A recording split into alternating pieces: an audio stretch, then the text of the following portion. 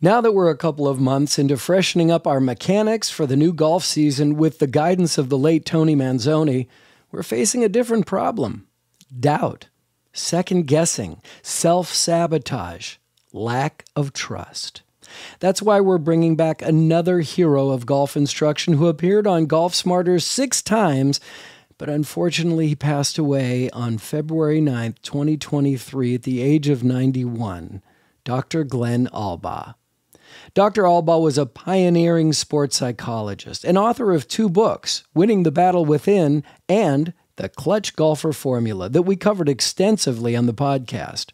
He was also a professor and the golf coach at the University of Pacific for nearly 3 decades, guiding the Tigers to 6 NC2A tournaments and producing 9 All-Americans.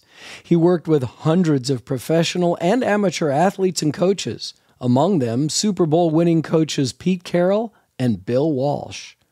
Albaugh was Carroll's professor, academic advisor, and lifelong mentor.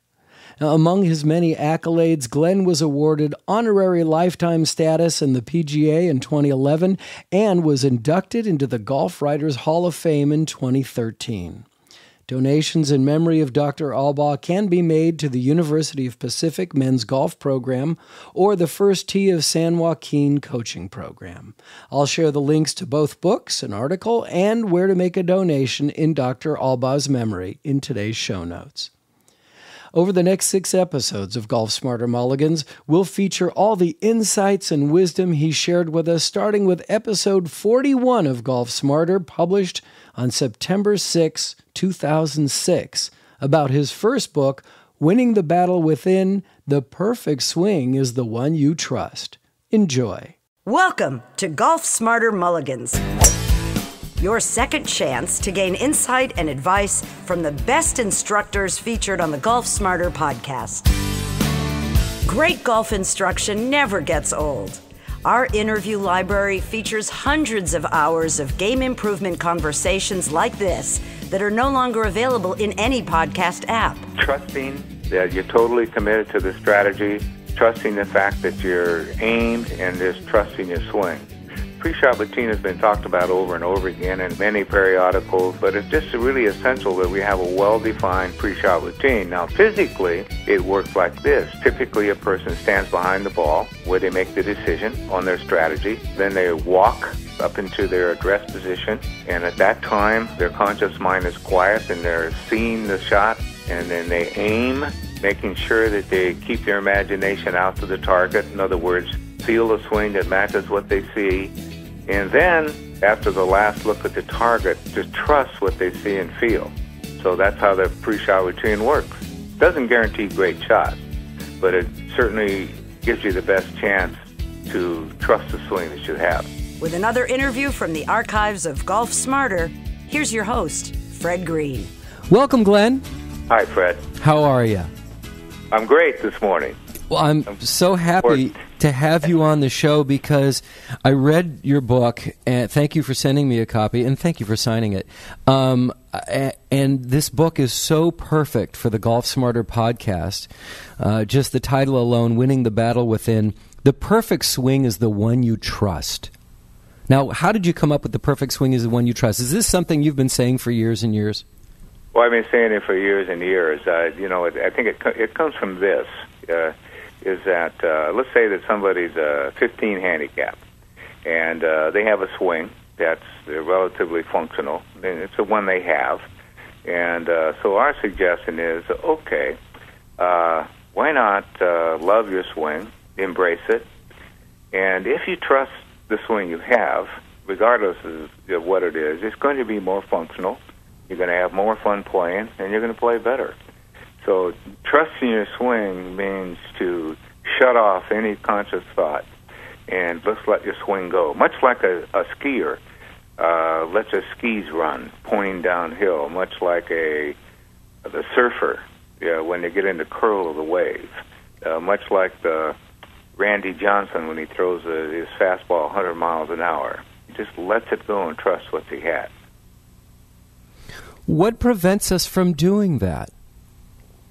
Well, we interfere ourselves. We two ways we interfere. One way is that if we think about how to swing, that can cause interference. And the second way is if we're not able to manage our emotions, and we allow negative emotions to come in, which is not unusual in golf because there's so many idle moments, such as, oh my God, if I miss this one, what's going to happen? Or, oh, it's a triple press bet now. Or, I wonder how close I am to the cut line. Or, God, I wonder what Glenn will think when I tell him what, I've done on this hole. Those are the kind of things that interfere. And if we can shut off, our conscious mind, and if we can manage our emotions, we've got a chance to trust what we have. But you talked about idle moments. You're right. There is so much of that in golf that it creates interference in our mind that I think is what we're battling all the time. And we talk about staying focused a lot, and we talk about being in the moment. But, of course, the moment of hitting a golf ball is only a few seconds, but there's so much time in between each of those strokes. Yeah, we figure if you say we're playing, Saturday morning, our foursome, and we're probably playing 4 hours, and we're probably engaged, totally engaged, maybe 10 minutes, it's 4 hours. So what we do with the idle moments are important so that we can then, when it is our turn, to play, to really be focused and give our full attention to that shot as we prepare to hit a shot, and then as we process the shot we just hit. We don't have to. It's not important to stay focused during the idle moments. There's some things we can do, to make the day more enjoyable as we manage ourselves. But yeah, we're only engaged maybe for 10 minutes, totally engaged. Unless you're with somebody you really like and you have something to talk about. Well, some people, it depends. As Mike Murphy says in Golf in the Kingdom, golf was made for walking. If we can enjoy the times in between in golf, we can enjoy the times in between in life.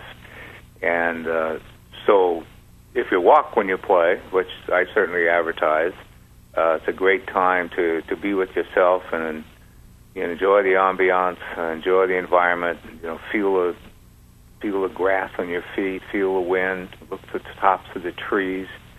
And then some people feel that they really need to ride in a cart, and sometimes you engage in conversation if you like to, or you can be silent, or you can say, I think I'll walk to the next shot.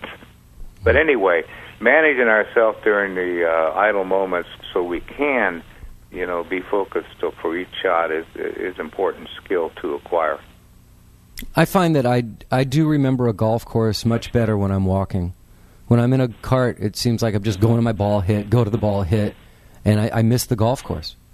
Well, yeah, there's a rhythm, and a tempo that we can acquire when we walk, which is that I enjoy very much.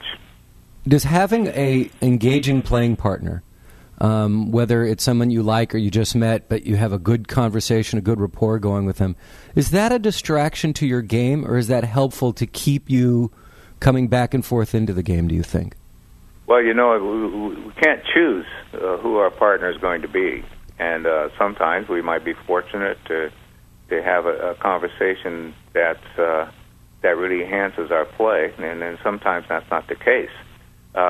For example, I was playing at Stockton Country Club where I play often, and we have a sixsome, and we've got a game going, like everybody does. And I'm playing with one of my friends, and I know that he has a reputation of maybe not using great positive self-talk. So we're on he hits a nice drive in the first hole, and he has about a 7-iron in, and hits a shot. It's, not a bad shot. Maybe the pin was tucked kind of left and in front, and it missed the green, and it bounced and went in the trap. And he says, "Oh man, here it goes again."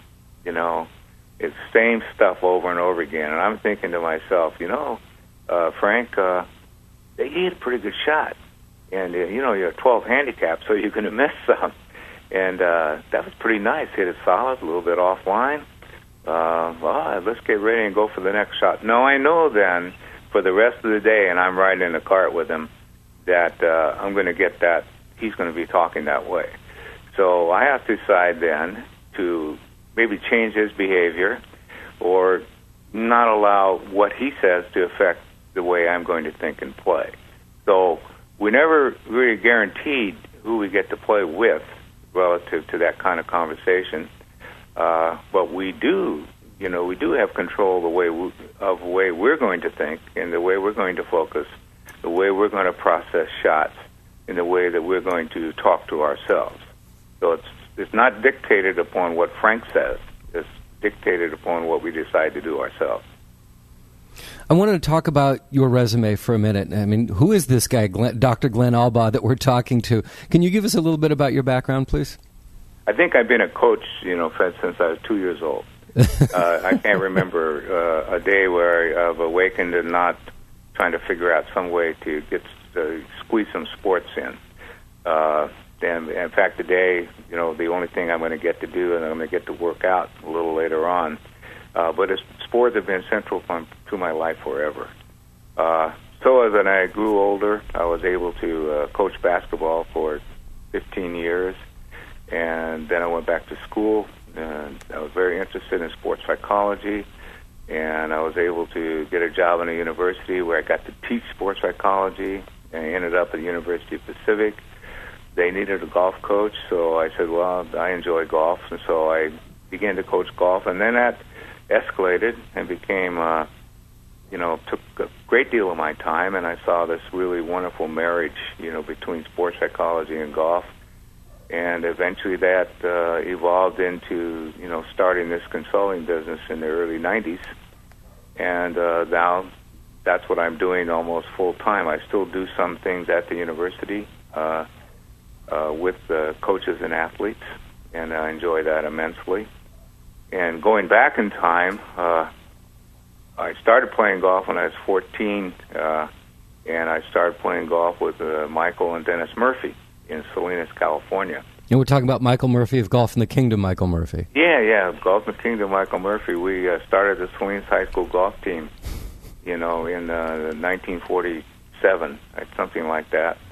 And truthfully, Fred, we used to work in the summer and play, save our money until we got $5 and we could go down and play Pebble Beach. And then we play all day, and with our tennis shoes on, carrying our clubs. I don't think we really knew what we were getting, at the time. $5. Did you really play for $5? $5. Oh. And that was really high because everything else was about 50 cents. That's a long time ago. Yeah, I guess so. And so Mike and Dennis is a younger brother. Mike was 1 year ahead of me. Dennis was 1 year behind. Dennis was probably the best player. I think he passed away last year. I think he won the Salinas City Championship. And Mike and I were just a step behind him, as we learned to play, et cetera. So, yeah, we were friends growing up, really close friends growing up. Anyway, that's a quick resume. Well, at University of Pacific, you were the not only teaching sports psychology there, but you coached their golf team for how long? I coached a golf team for 20 years. I didn't really count the first 5 years. We were just kind of getting started, but then it really escalated. We started getting some good players, and the program really took off, in the late 70s. And who are some of the players that came through the program that we'd recognize their names? Well, let's see. Not just golfers now. Right. Well, I think some people in the early part, Brian Peeney, who was a Northern California champion, I think 2 years running, was probably one of the really nice players, coming through at that time.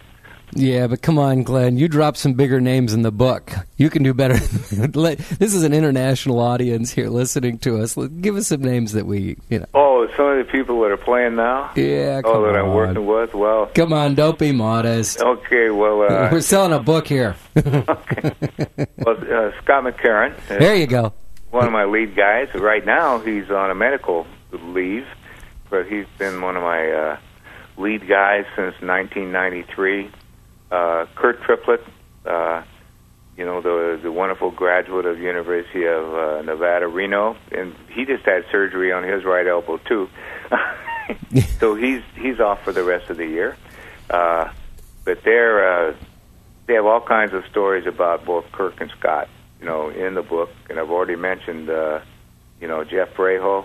And we have a couple of young guys that are out there chasing their card, on the PGA Tour. Matt Hansen from Atwater, and Roger Tambolini, who went to USC, and now I think he lives in Scottsdale.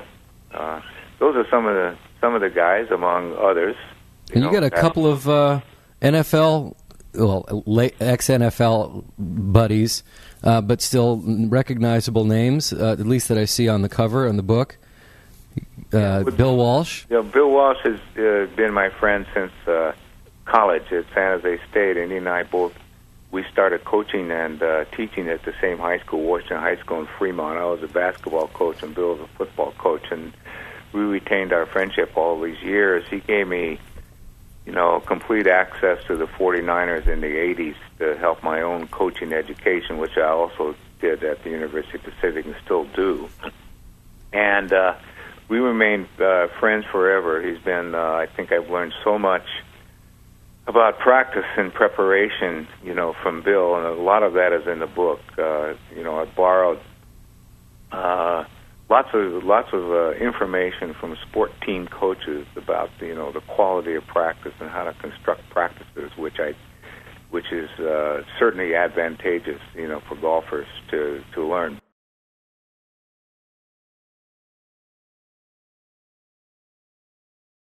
I'm curious, you talked about, I guess there must have been a really nice synergy going between the two of you in the fact that he was able to show you about preparation, and you were able to bring in the mental part of the game, which he was able to, I guess, bring to his team because his NFL team, the 49ers, they exceeded for years. Well, yes, he certainly developed a dynasty there, through his leadership. And so much of it had to do with the way they practiced. And the things that we learned that we can apply to golf is that practice should be structured. Practice should be, have some, three qualities in it. It should simulate competition situations. Obviously, you can practice your technique, but certainly not to the expense of preparing yourself for competition. And the quality is his practices were rigorous. His practices were extremely well organized. The practices were, very detail conscious, and but in team sports such as football, watching the 49ers practice in the 80s, they were so remarkably efficient. But they're supervised. In golf, the golfer has to have the self-discipline to supervise themselves so they can make practice really productive. And I feel that probably golfers violate practice principles probably more than any other athletes because they really are by themselves, and they spend, I think, far too much time trying to develop technique rather than to really prepare themselves to for competition situations. But those are some of the things that I certainly learned from Bill, and from people like Pete Carroll, the USC coach, who was one of my students at the university, and we've done many things together, over all of these years. And he too, and if you watch a USC practice, and the information you can gain from it, the speed of the practice, the tempo, the rhythm, and their absolute attention to all details relative to the things that they're going to expect to do during competition. The golfer needs to do, the same thing. And I feel in the book we talk a great deal about quality practice and some of the things that the golfer can do in order to maximize, their own talents, so that they can prepare themselves, to play in competition more efficiently. I could talk to you about USC football for a long time, but I'm not going to. But it's interesting. Do you get the sense, at least I think this way, at least from what I hear from people, and I keep reading the statistic that scores haven't changed. Technology changes and has improved, but scores haven't changed over the years in golf. Is that because golfers practice less than any other sport? They just go out and play? Well, that could be one of the factors, Fred, but I think the other factor is that I think that golfers could really upgrade the way they practice. It's the quality of their practice. It's the quality of their practice. Interesting. Yeah, we contend, and we talk about it in the book, that there's three ways to practice golf. One is that you can practice your technique. You can work on your swing, and that has a valuable place. It doesn't prepare you, directly for competition. It's just working on the swing, working on technique. Like today, I'm going to work on learning how to fade the ball, or today I'm working on my. I have a new setup. I'm working on my posture, or I'm going to work on my swing plane, etc. Okay, that has a value place. But you need a coach for that kind of stuff. You just can't go out to the driving range and say, "I'm going to change my posture today." No, that's you probably really a dangerous thing. Yeah, you need an enlightened swing coach that can lead you the way and show you, how you possibly can, prepare yourself and practice things that you might discover, and learn in a lesson, with a good teacher. But this is the way that most people practice. Let's say that Fred Greene is practicing today, and he goes out and he's hit 57 irons. And after, about 10 of them, he gets a nice little rhythm going, and he starts hitting some really nice shots. Then at the first hole, he's got 150 into the flag, and he has a 7-iron, and he misses it. And he says, well, what's wrong here? I just hit 40 really nice 7-irons, on the range. Why can't I hit this one? Well, the reason is that because you didn't practice correctly. That working on your swing with the 57 irons is okay, but the next thing you need to do is simulate competition situations. And you simulate them by, what I'm going to do is I'm going to take my 7-iron and I'm going to change my target and my direction on every shot. And if I'm skilled enough, I'll change the shape of the shot each time. Or I'm going to change my club on each shot, have a different target, different direction. Like I have my whole bag there, and I'm going to hit a 7-iron to this flag, then I'm going to hit a 5-iron, I'm going to hit a driver, then I'm going to hit a wedge, and there's no repeats, much like there is when we play in competition. So if we miss the shot, we have to move on to the next shot, and we have to use our, I'm getting ahead of myself, but we have to use our pre-shot routines and our post-shot routines, as we simulate competition situations. So we can practice technique, but we can also practice and simulate competition situations. And I think that's chapter 8 or 9 that talks extensively about how to do that. And I think it's really, really important. Now I want to get into the book a little bit more. And the thing that I want to concentrate on in your book, you have two things that really jump out at me that I think are very important for me. Okay. And that is the pre-shot and the post-shot routine that you suggest. Since I've read the book, I've tried to incorporate a post-shot routine, but I always remember that I'm supposed to incorporate my post-shot routine after I've already put my club back in the bag and I'm like trying to think about the shot or what I'm supposed to be doing next. It's like, oops, I forgot I'm supposed to do a post-shot routine. Let's start with a pre-shot routine and the importance of it and how to create one for yourself. What we decided about 4 years ago we call the pre-shot routine the SAT.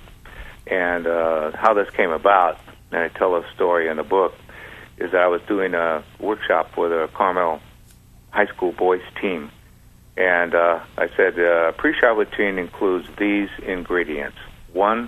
Number one, you must have a strategy that you can totally commit to, and the strategy must be something that fits your game. In other words, if you haven't hit a fade in a month, it's probably not something you're going to decide to do out here. So you determine the strategy. It's 152 yards to the flag, and my target is the center of the green, and I'm going to hit my natural draw into the center of the green. I can totally commit to that. Okay, so that's the strategy, and the strategy is really developed with consciously thinking about what you're going to do. So you make total commitment. The second thing is aiming. You have to aim your club face to your target line. You have to have your body lines organized, parallel left, your ball position, and et cetera. And you must aim your imagination out to the target. In other words, let's see the shot. Let's see the shot before we hit it. And then the third component is trusting. Trusting that you're totally committed to the strategy, trusting the fact that you're aimed, and just trusting your swing.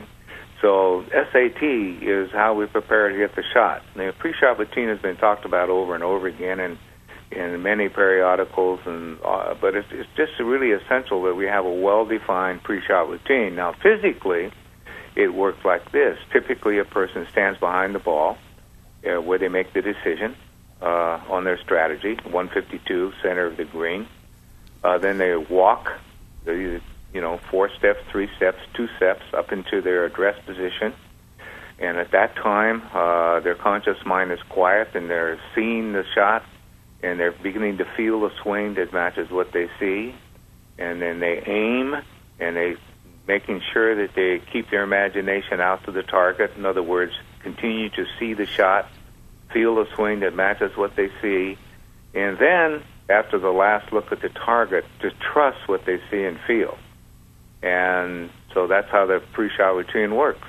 And it gives you the best chance. Doesn't guarantee great shots, but it certainly gives you the best chance to trust the swing that you have.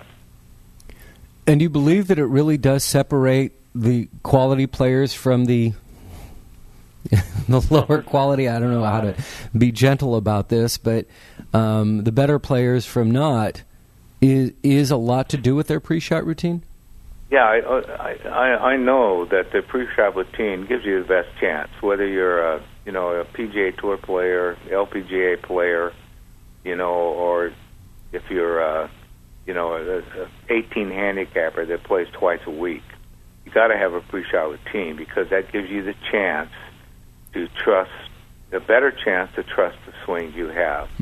And it begins, as we begin to repeat, you totally commit to the strategy.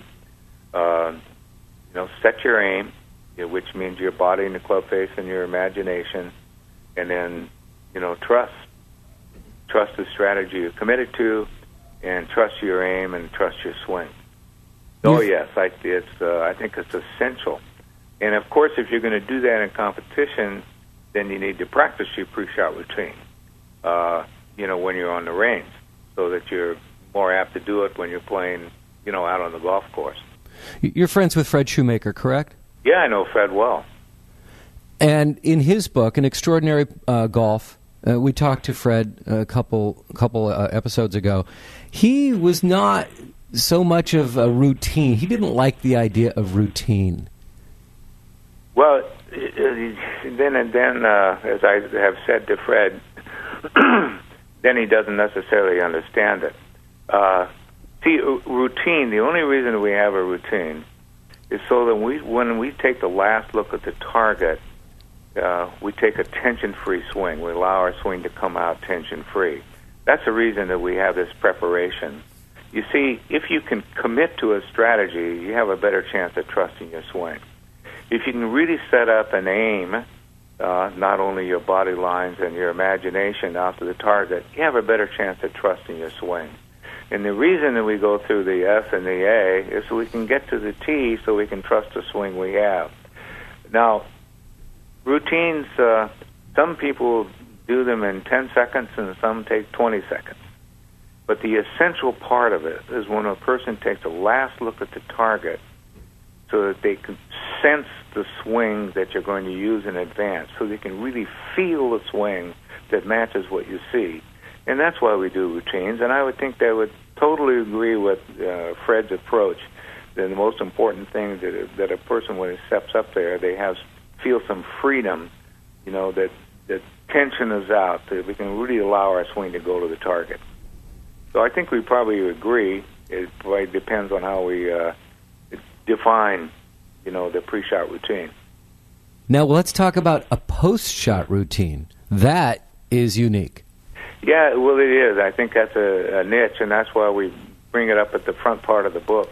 Is lots of discussions about pre-shot routines, but a post-shot routine is just as important. It's how we process the shot. And okay, let's say that we step up and we trust it, and the 152-yard shot, and we hit that 7-iron right in the center of the green. So we pose, and the first thing we do is we record it emotionally. Wow, man, did I like that one? And the second thing that we do is we record the feeling of the swing. And we record the feeling of the swing that goes to our long-term motor memory. And so we're ready for the next shot. So we're absolutely refocused. In fact, we can hardly wait to get to the next shot. Okay, so now, how about if we miss the shot? The first thing we do is, let's say that we're lined up that 7-iron, and like my friend Frank, we pull it to the left and we miss the green. And the first thing that we must do, and I think I borrowed this from Extraordinary Golf, we must suspend judgment. That first 2 or 3 seconds after we hit the shot is absolutely essential, that our mind is still clear. Whoops, I pulled that one. Okay, let's see now. I go back to my SAT. Well, I wasn't really committed, to that shot to the center of the green. I was still trying to wonder if I was going to fade it or draw it. Okay. Okay, take the swing that you wanted to take. Take it right then. All right, what I've done then is I haven't sent any negative stuff and negative emotions to my emotional memory. And what I've given my long-term motor memory is a feeling of the swing that I really wanted to take. So now I've reviewed what I've done, I've replaced it, and I've refocused, and I'm ready for the next shot. The key thing there is suspending judgment. There's no such thing as a bad shot as a terrible shot. All there is, well, I missed that one, and the reason is either I wasn't committed, my aim was off, or I didn't trust my swing, or some combination, of the SAT thereof. And that post-shot process is so important because it gives us the opportunity to refocus for the next shot. As a friend of mine that was reading the book, and he said, that's the most important thing that I've learned. If I can learn to not judge my shot, so I miss a shot. Say, God, what a terrible shot. Now, we already know that. So why don't we give ourselves some information that really means something? Like a good teacher. A good teacher, if you miss your shot, and wouldn't say, oh, man, Fred, that was a terrible shot. What they might say, were you committed to that one, Fred? How much do you feel any tension in your swing? Actually, your aim is right where you hit that one. And so we may need to treat ourselves the way a really good, enlightened teacher and give ourselves the same kind of information, the teacher would give it.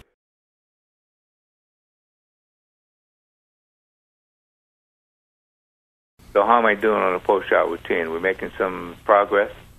Yeah, and I love the idea of, the whole thing about trusting your shot. I know that I've played with people, and I'm guilty of it as well, as I feel like, okay, I've been pulling my driver all day, pull, so I better make some adjustments where I better open, my club head. Making adjustments during a round of golf, I guess, is a kiss of death, and it means you're not trusting anything that you're doing. Well, the trap sometimes we get into is, what we say is this. During competition, you never fix a swing. You just fix the way you execute the swing. And that's important. There's time to fix your swing, but it's certainly not in competition. And because the swing we have, I guarantee you, Fred, if you're going to play today, the swing you have is the one you're going to use. So you might as well learn to use it. And you learn to use it by having a pre-shot routine, which is strategy, aiming, and trust. And you learn to use it by processing. You're going to miss some shots. Certainly, and everything is relative. A pro hits it 10 yards offline, that's a miss hit. And depending on our index, we may miss a little bit far offline, further offline. What we have to do is to stay with the way that we execute shots. And we do that by managing our emotions and by using our SAT on every shot as we prepare and every shot as we process. And that way we're going to give ourselves the best chance to enjoy the game and to shoot, as low a score as possible. And that is the goal. That is the goal. Both those things. We have double goals when we play. We certainly want to shoot a low score. Mm-hmm. And the other one is we want to have a great time. And so, things in winning the battle within will lead us in that direction and give us ways in which we can maximize the opportunity for lower scores and more enjoyment. It's interesting because I went out and played 9 holes this weekend, and when I came back, and I wasn't starting off really well. I was actually pretty awful, but I ended up pretty well. Oh, wait a minute, let's back up again. Okay, my scoring was awful. Awful's not good enough. That didn't tell us anything. Okay, you might say to yourself, I shot a score higher than I expected. Yes. But let's be more specific than that. Do I have to? Yeah, you do. No, come That's on, the way please. you suspend, because you just judge it by saying awful. And we have to clean up our language and say what I was doing is, did you have tension in your swing? Were you committed to your shots? No. Were you distracted? What was the distraction? And that's the way we have to work through that. We have to get past the judgment. It's like Pete Carroll says. Okay, so he's coaching when he coached in New England, and Bledsoe is his quarterback, right? So he tells a story. He tells the interception, comes off the field, and he wants to explain. Terry Glenn. He says, "Well, wait a second, Drew. What's the next play?" So immediately, if you suspend judgment, you can leave that behind and you can get back into the present. So you can really give yourself the best chance. So telling me that you had a horrible day wasn't anywhere near enough information. You have to tell me more. How's that? That helps. That helps because the point that I was going to make is that when I came home from trying to forget about this, when I came home from the round, my wife and even one of my kids, when I was talking to him on the phone, said, "Did you have a good time?" And I said, and I thought for a moment, well, let's see, I didn't score very well, but hey, I was out playing golf. Yeah, I had a great time because I got to be out there. Well, that's good. So that helped.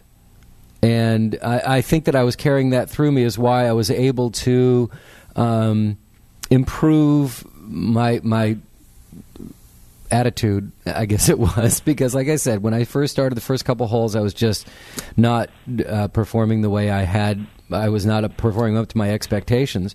But then it improved throughout the day, and I was making better shots, and I was feeling better about it, and I was definitely committing to it more. There was definitely a lack of trust in the beginning.